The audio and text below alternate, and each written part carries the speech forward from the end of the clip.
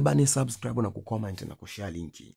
Huyu ni Chief Godlove, tajiri na bilionea mdogo Tanzania. Huyu mwamba Diamond akasome, Alikiba, Diamond, Harmonize wakasome. Bilionea mdogo mwenye ndinga kali, mwenye matukio makubwa ya kipesa. Kama ulikuwa hujui, basi tulia ukaangalia vitu vyake. Cheki, anamiliki Maybach, ambayo ni gari ambazo zimehesabika katika ulimwengu huu.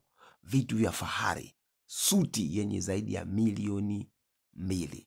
Suti hizo akiwa anatumia misosi ya nguvu, anafanya vitu vya nguvu ambavyo kama ulikuwa mjui, tambua kwamba huyu ni zaidi ya wasanii 5 aidha 6 hapa Tanzania.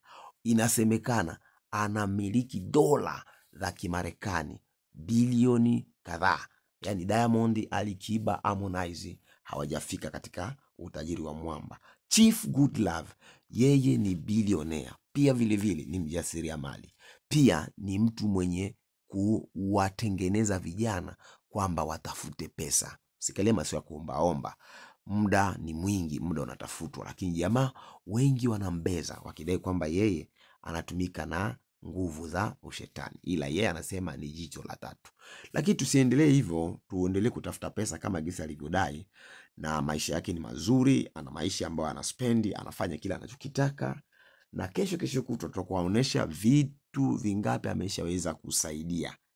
Amefanya misaada mingapi kulingana na pesa alizokuwa nazo, amefanya nini na nini huko mbeleni, ndo utakwenda kuyajua mengi zaidi, kwa sababu kwamba Chief Godlove amekuwa mtu tegemezi katika taifa la Tanzania na nje kwa ujumla. Na huyu ni miongoni mwa mabilionea wadogo hapa Tanzania. Ni yeye pekee ambaye anamiliki vitu vya fahari kuliko wasanii wote unakwenda kuwajua. Pia vile vile ni Mr. Misifa, lakini anaonesha mibunda ya pesa ambayo iko live.